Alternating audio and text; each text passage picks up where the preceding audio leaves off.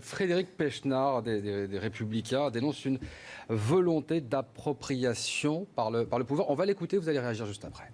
Il y a une volonté de communication politique et non pas uniquement de lutte antiterroriste. On voit bien que l'unité nationale tant défendue par le Parti socialiste vole en éclats aujourd'hui, puisqu'il y a une volonté d'appropriation politique, probablement pour masquer un certain nombre d'échecs ou de difficultés du gouvernement dans le domaine du chômage ou économique. Les mots sont forts. Effectivement, on peut se poser la question, quel est l'intérêt de communiquer lorsqu'un attentat est déjoué? C'est de la manipulation pour vous? Je ne crois pas que c'est de la manipulation. Le gouvernement est très mobilisé.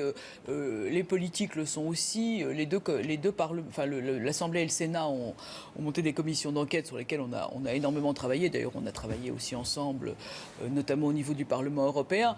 Je crois que le discours du président de la République qui a évoqué cet attentat a provoqué l'intervention du ministre de l'Intérieur. Vous savez, j'ai écouté le président Raffarin tout à l'heure. Ce sont quand même des sujets sur lesquels il faut être un peu discret aussi. On ne peut pas non plus... donc là, c'est pas le cas en l'occurrence. Non, là, c'est pas le cas, mais il y a probablement une raison que je ne connais pas. Est-ce que ça ne peut pas nuire à l'enquête? Il y a quand même une enquête qui est toujours en cours.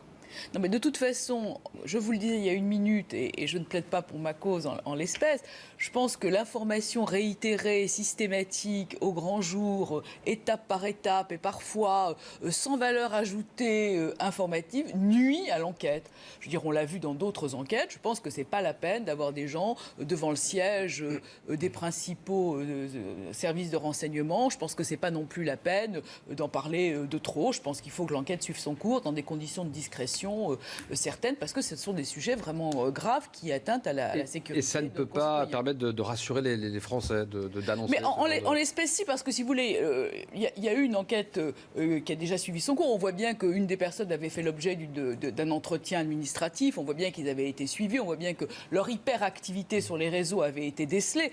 Tout ça sont des signaux qui montrent que les mesures qu'on a prises fonctionnent. Dernière question sur les suspects interpellés. Parmi eux, un ancien militaire, visiblement de la marine. Est-ce qu'il faut s'en inquiéter ? Écoutez, on ne connaît pas son stade psychologique, mais dans quel état il est.